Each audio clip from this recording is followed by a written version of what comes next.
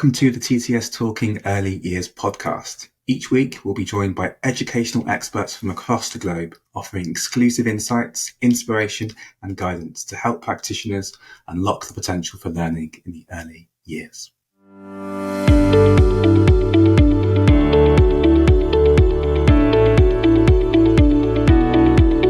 To round up our fourth and final episode, I'm keen to explore how we can encourage practitioners to challenge their practice and make positive changes.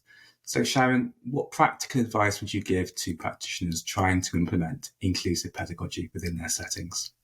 Yeah, that's a great question, Shaddai.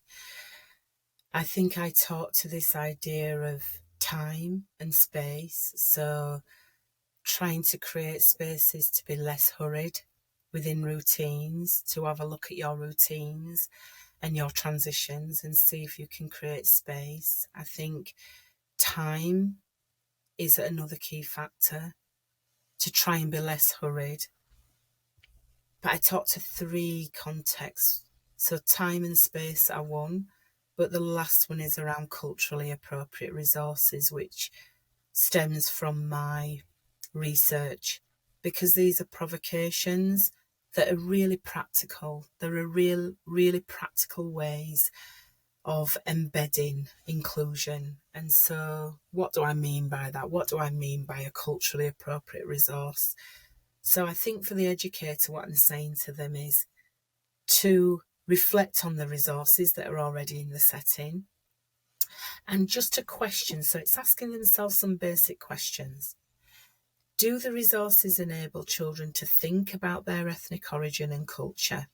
Can they see them? Can they see them in the environment? So I'm talking here about the materials for play and learning. Are they interesting, first of all, for children? We know how quickly their interests move. But are they reflective of the children that they're working with? So I will explain that a little further. But more importantly is look at that environment, and does it incorporate resources that are respectful of family, social and cultural practices and traditions? So rather than a celebration in a day, can those resources be left as part of continuous provision? Not something that you pack up the diversity box and bring it out, but something that sits within provision all the time. So it's offering children a variety of ways to explore and engage with a positive sense of their ethnic self.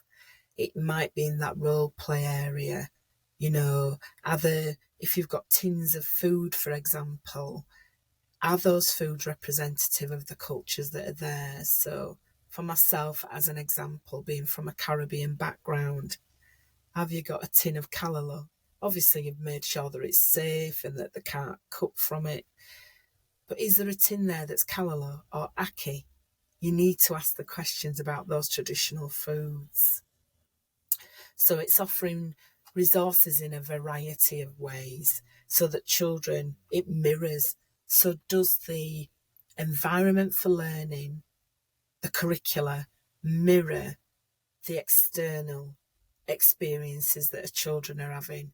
So you're creating this bridge through the resources so that when children walk in, they can see it and then they can have that narrative and that discussion. It's very important to say here as well, Shaddai, that what came from my research is children don't necessarily need the adult expert.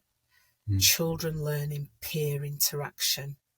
So this is where it's wonderful that the practitioner has a space to perhaps stand out of the learning and observe those interactions with the children, learning with each other, the peer interaction, and then they can add those other dialogic conversations within the planning. So how could we extend this? How can we take that idea to the next step? Mm-hmm. Yeah, I think what you're saying there about kind of resource audits for me feels really important for practitioners to go into their setting, find that time and space that you're talking about, look at the materials that perhaps reinforce stereotypes in particular ways, Yeah. but also those resources and materials that challenge stereotypes in particular ways. Of course, you want less Yeah. of the former and more of the latter that Yeah. challenges those ideas and stereotypes that we have about particular cultural groups. Absolutely. I always have to give a kind of content warning when I talk about resources because they can be seen as a little bit tick boxy. There's Yeah. a sense in which once we've got all the resources, we've got the the multicolored dolls, we've got the fancy pencils and colours, we've done it. Is that something you've experienced in your practice as well? Yeah. Absolutely, Shaddai. For me, what is absolutely key is seeing how those resources are being used and utilised. So again, that's around the planning of activities, isn't it, for the children? And this idea of, the self-portraits, portraits, the reading from literature. My master's degree looked at literature. It's moved on so significantly from when I did my research back then. But again, I looked at the illustration, and again, it's examining those illustrations. So it's not just, we've got the book tick. It's reading the stories, speaking to the families. Does this book reflect and mirror, and is it something you would want us to share with your children? Ask the families to bring in the books that they're sharing, because there's such a rich amount of resource. I've got an example of a few at the back of me. But however, you're absolutely right. There can't be a tick. There can't be, if we think back to a persona doll, because I have been asked about, work with babies. So it's okay with older children, but what about work with babies? And there's a lot of work that can be done through persona doll and persona activities. But how many of those persona dolls are in a loft or a store instead of part of continuous provision? So at what point did they get removed? Probably when a practitioner that was passionate and skilled in using them and working with them with children either moved on or retired. Get them back out. So again, you are that auditing the resources that you have, but more than just auditing them, thinking about the ways of, so again, that audit of the children, knowing the children, and then auditing how you could develop through your planning experiences, because PSED is a core primary area. So it is an area that you are measured on through Ofsted. It's very clear in the curricular framework. There's all sections on supporting minoritized groups. This is your way of evidencing that. So it becomes part of your assessment process. It becomes part of your evaluation. That evaluation of observation, assessment, evaluation. Incorporate that there. Incorporate inclusion within that process.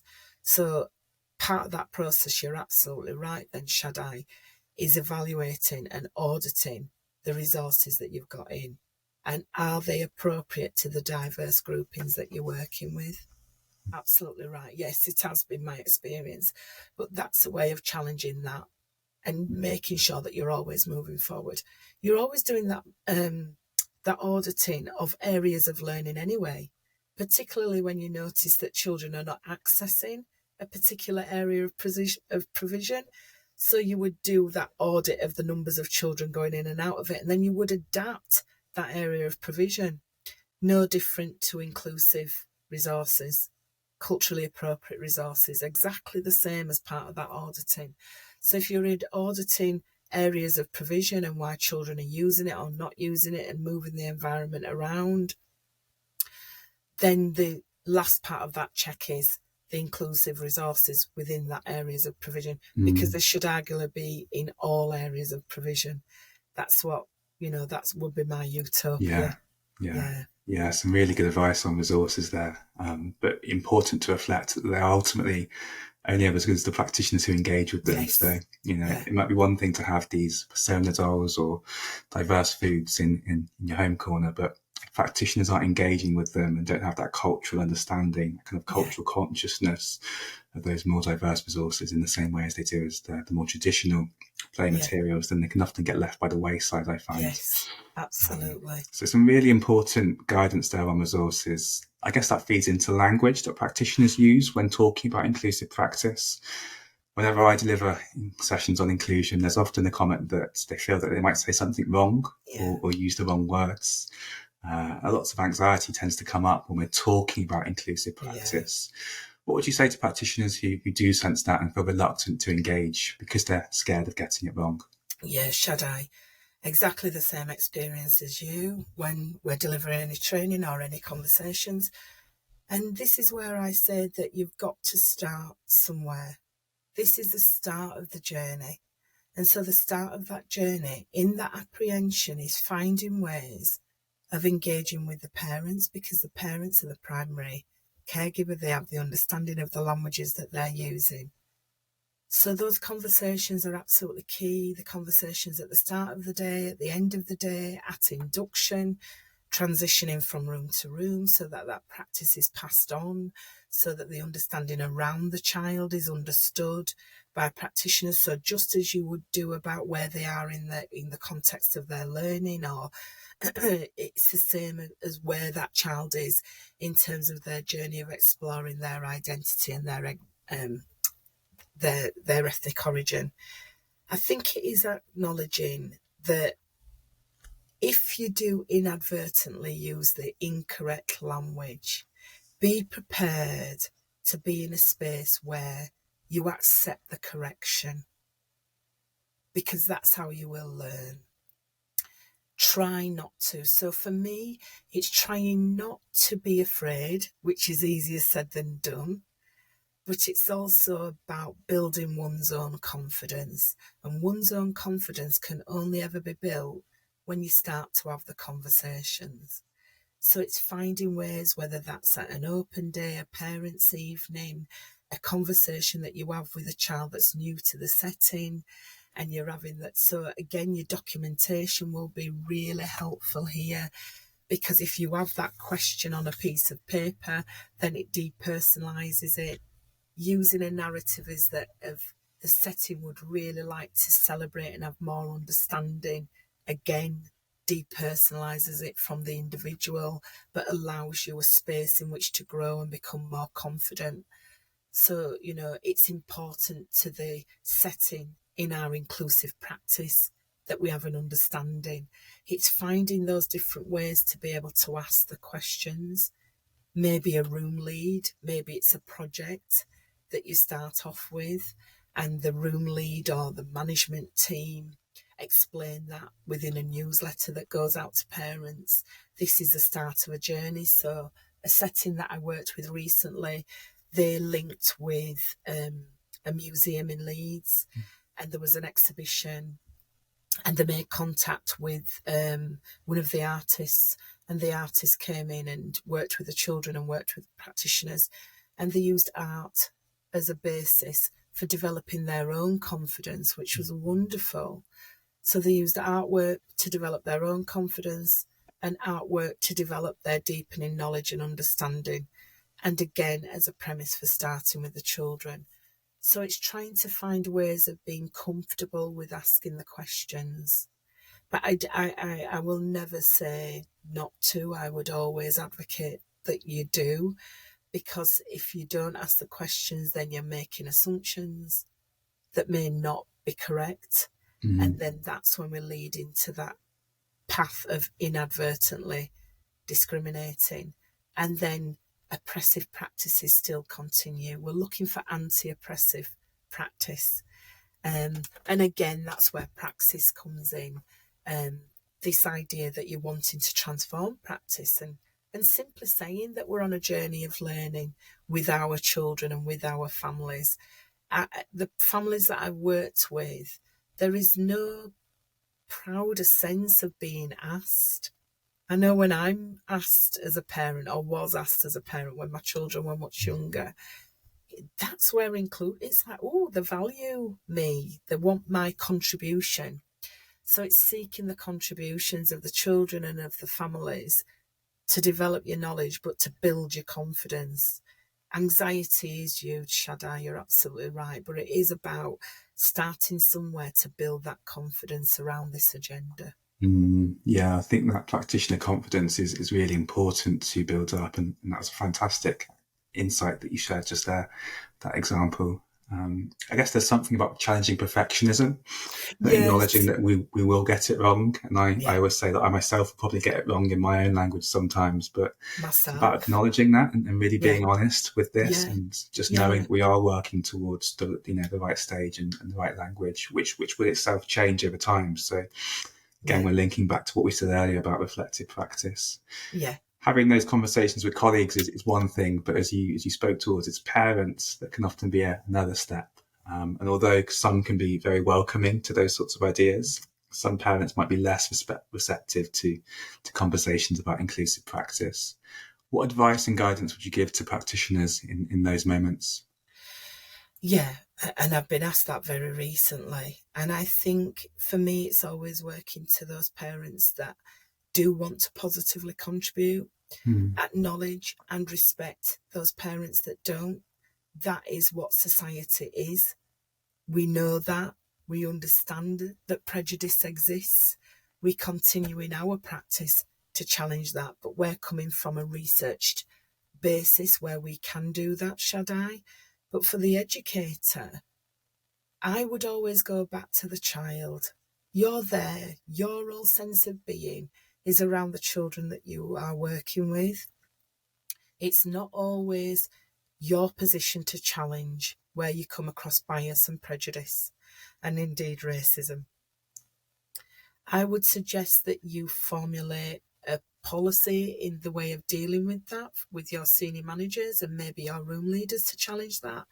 I don't advocate for any individual that doesn't have the confidence to do that, actually.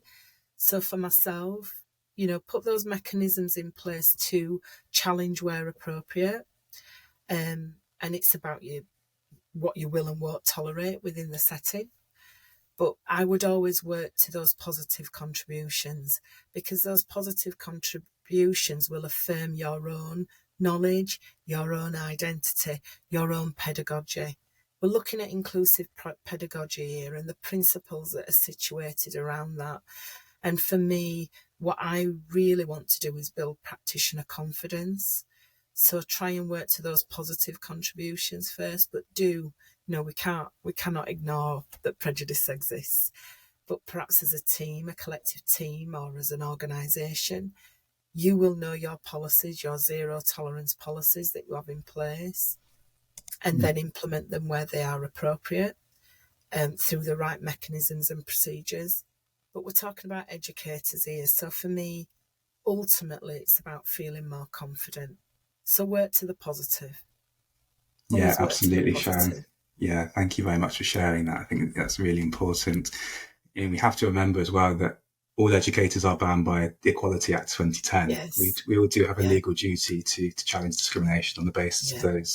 those social characteristics. So we've covered a Absolutely. lot in this episode already. We have. Resources, the importance of those being culturally appropriate, giving practitioners that confidence and really challenging that notion of perfectionism when it comes to promoting inclusive pedagogy. I'll just open it up to you in the final few minutes we've got to offer any final pieces of guidance for practitioners that you might have wishing to go away and implement this into action within their settings. Yeah. I think, Shaddai, what I want to say is that it's using this idea of a form of expression, and we've talked a lot about play. And for me, my final message is around use this vehicle of play to ignite curiosity, because it's really where you'll see the enthusiasm from the learner. And then think about your pedagogy. And if you're using a pedagogy and the principles of rights and the principles that, as you quite rightly say, Shaddai, we're working with in legislation. But I think it's acknowledging that it's challenging. But for me, it's also can be very rewarding and very enriching. I think my final message is it's also a powerful tool if it's handed to the child. So think about those power dynamics and those agentic dynamics. Whose agency is prevailing? But if you find that children from diverse backgrounds are starting to have a really strong sense of self and belonging and well-being, then this is the idea for really trusting relationships with both peers and practitioners and families. So the final note is if you can try and address that then that's got to be a great vehicle for learning, hasn't it? That's Yeah. the precursor to learning. Yeah. So thank you, Shaddai. Absolutely. I think that's a fantastic place to end it, on the child and thinking about the importance of play pedagogy. So thank you very much for this conversation today, Sharon. It's been lovely speaking with you. Absolutely, Shaddai. Thank you. You're very welcome. Thank you. Thanks all. Thank you.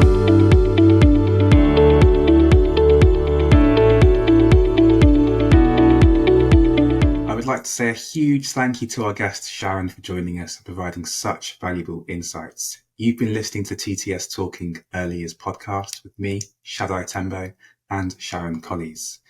If you have been inspired by our conversation today, don't forget you can sign up via the link in our episode notes to be the first to hear about future episodes and access exclusive follow-up content, including ideas for your setting and links to relevant resources.